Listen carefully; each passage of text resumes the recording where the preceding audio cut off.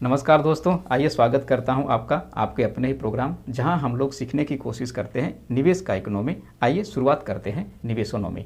निवेशोनॉमी में सबसे पहले हम मार्केट अपडेट के साथ जानेंगे कि निफ्टी 50 यानी निफ्टी के 50 स्टॉक्स में से 35 कंपनियों के Q4 के रिजल्ट आ गए हैं पिछले फ्राइडे तक ही। क्या इसके दम पे उछल रहा है निफ्टी, कैसे रहे इसके रिजल्ट, हम लोग एवरेज बात करेंगे।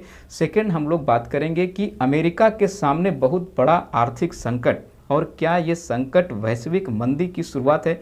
देखिए, आज का शो ये बहुत ही इम्पोर्टेंट होने वाला है। इसमें आपको कई एक ऐसे सवालों के जवाब मिल जाएंगे जो आप पिछले एक सप्ताह में मार्केट में फेस कर रहे होंगे, और फिर आपसे मैं आज 2 सवाल लास्ट में पूछ के जाऊंगा, उसका जवाब आप हमें कमेंट के माध्यम से ज़रूर देंगे।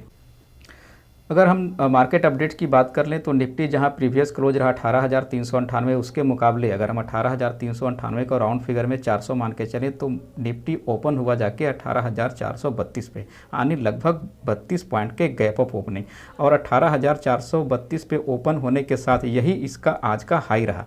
तो इस बात को आप ध्यान दीजिएगा कि ओपन ही इसका आज का हाई है, तो आप मार्केट में थोड़ा सा गिरावट एक्सपेक्ट कर सकते हैं। अगर इसकी लो की बात कर लें तो 18,264 का निफ्टी ने लो लगाया और फिर 112 पॉइंट के गिरावट के साथ निफ्टी क्लोज हुआ जाके 18,286 पे। देखिए, निफ्टी 50 स्टॉक की बात करें तो 50 में से 35 कंपनियों के Q4 के रिजल्ट जारी हो चुके हैं पिछले फ्राइडे तक ही। अगर उनमें बात करें तो एवरेज 8.5% का लगभग उन्होंने ग्रोथ दिखलाया है। और अगर हम सबसे ज़्यादा ग्रोथ, सबसे ज़्यादा डेवलपमेंट अगर देखें तो ऑटो सेक्टर में नज़र आ रहा है। और ऑटो सेक्टर में सबसे ज़्यादा जो ग्रोथ इसलिए दिख रहा है क्योंकि उसका जो बेस ईयर पिछले साल है उसमें उसका ग्रोथ बहुत ही कम रहा था। देखिए, इन सब चीज़ों पर आप ज़रूर ध्यान देंगे। अब जब हम बेस ईयर कंपेरिजन कैसे करते हैं, हम लोग पिछले साल से कंपेरिजन करते हैं इस साल के। जब पिछले साल वर्स्ट रहा था, पिछले साल सबसे खराब रहा, तो भाई इस साल तो अगर थोड़ा भी अच्छा करेगा तो रिजल्ट बहुत अच्छा दिखेगा। तो इसीलिए उनका जो पिछले साल का बेस ईयर था उसमें खराब रिजल्ट गया था। इससे इस बार के ऑटो के रिजल्ट काफ़ी अच्छे नजर आ रहे हैं। देखिए, ऑटो सेक्टर के बाद सबसे ज़्यादा तेज गति से वृद्धि करने वाले सेक्टर में अगर देखें तो आता है BFSI यानी बैंकिंग और फाइनेंशियल सर्विसेज का सेक्टर। बैंकिंग और फाइनेंशियल सर्विसेज सेक्टर में देखें तो कई क्वार्टर से, पिछले 2 के क्वार्टर देखें तो इनका खास करके जो लेंडिंग ग्रोथ है वो काफ़ी अच्छे तरीके से बढ़ रहा है। इस क्वार्टर में भी इनकी लेंडिंग ग्रोथ में अच्छी खासी सुधार देखी रही। देखिए, BFSI नतीजों में मैं ये तो नहीं कह सकता कि बहुत अच्छा रहा, लेकिन हाँ, अनुमान से बेहतर प्रदर्शन इन्होंने जरूर करा है BFSI सेक्टर। तो इसलिए कह सकते हैं कि ऐसे संकट के सिचुएशन में जब खास करके बैंकिंग सेक्टर पिछले देखें 6 महीने में तो क्राइसिस से भी गुजरा है, तो अनुमान से बेहतर प्रदर्शन करना बैंकिंग सेक्टर के लिए एक अच्छा रिजल्ट माना जा सकता है। सेकेंड थिंग, अब आइए हम लोग डिस्कस कर लेते हैं कि स्लो डाउन वाले सेक्टर कौन कौन से रहे। तो स्लो डाउन वाले सेक्टर की बात करें तो कंजम्पशन ओरिएंटेड सेक्टर और स्लो डाउन में दिखा। खास करके अगर बात कर लें तो IT में डाउन आपको देखने को मिल रहा है पिछले 1 साल से। और अभी भी देखें Q4 के रिव्यू रिजल्ट देख रहे हैं तो खास करके 3-4 जो बड़ी लार्ज कंपनियां हैं इस बार भी संकट में अभी दिख रही है। अगर हम बात कर ले जहाँ तक फार्मा की, तो फार्मा में देखिए हालत थोड़ी सी बेटर नतीजे हो रहे हैं कंपेयर टू पिछले साल। लेकिन US में कहीं ना कहीं थोड़ा सा जो टर्न अराउंड हुआ है उसका प्रभाव पड़ा है।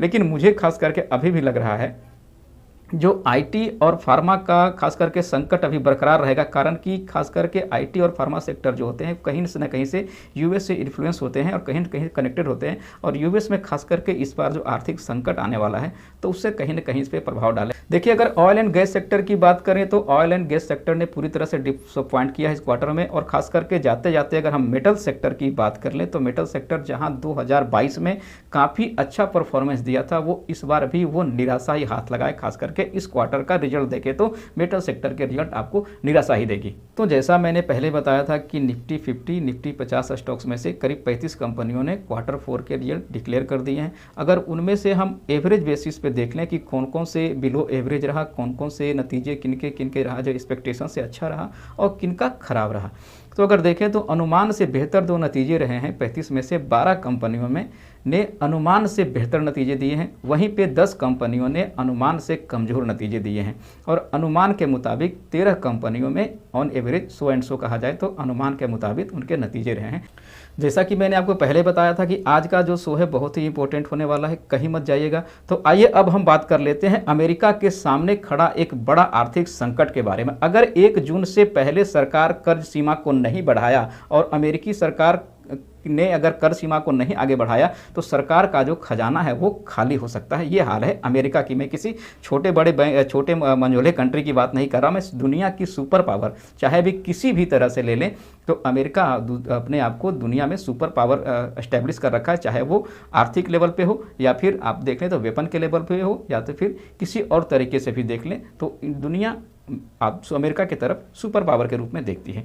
और ऐसे होने से दुनिया भर में सबसे ताकतवर देश के रूप में विख्यात अमेरिका अगर डिफ़ॉल्ट करता है तो उनके साख पे एक बड़ा बट्टा लगेगा। दुनिया भर के इकोनॉमिस्ट तो पहले चिंता जाहिर कर चुके, अगर IMF की माने तो इस पे उन्होंने भी खास करके लोन डिफ़ॉल्ट को लेकर चिंता जाहिर कर चुका है। और ऐसे में अमेरिकी वित्त मंत्री खास करके जेनेट येलन ने भी अमेरिकी कर्ज को लेके चिंता जाहिर करी है और आने वाले संकट के लेके उन्होंने चिंता जाहिर करी है। US गवर्नमेंट के उन्होंने कहा है कि US गवर्नमेंट के 31.46 ट्रिलियन डॉलर का कर्ज नहीं चुकाने से पूरी दुनिया में संकट फैल सकता। अब जरा एक बार कल्पना कर लीजिए कि पूरी दुनिया में सुपर पावर कहे जाने वाले अमेरिका अगर डिफ़ॉल्ट करता है तो क्या होगा। अमेरिका ऐसा कंट्री है जिस पे कई डेवलपमेंट कंट्री उससे पार्शली या फिर फुल्ली रूप से डिपेंड करते हैं। कई ऐसे देश हैं जो US डॉलर में ही ट्रेड करते हैं, वहाँ भी US डॉलर ही चलता है। अगर ये अमेरिका डिफ़ॉल्ट करता है या फिर इनकी करेंसी जो है उनकी वैल्यू डाउन हो जाती है, वैल्यू घट जाती है, तो फिर पूरी दुनिया में क्या होगा। और दूसरी बात, मैं उन फेडरल रिजर्व, मैंने पहले भी इशारा करा था, अगर आपने मेरा प्रोग्राम देखते होंगे तो मैंने कहा था कि क्यों दुनिया भर के रिजर्व बैंक जो हैं, सेंट्रल बैंक जो हैं, वो सोना खरीद रही है, क्योंकि बैंकों को पता, देखिए जो फिनेंशियल सेक्टर में डीपली जानते हैं उनको पता था कि US संकट से चल रहा है और कहीं ना कहीं ये इस लेवल पे पहुंच जाएगा। तो पहले से ही जो दुनिया के फेडरल बैंक है वो डॉलर के रिजर्व को घटा के अपने यहाँ सोने का रिजर्व डाल रहे थे। मैंने पिछले वीडियो बनाया था, कहा था कि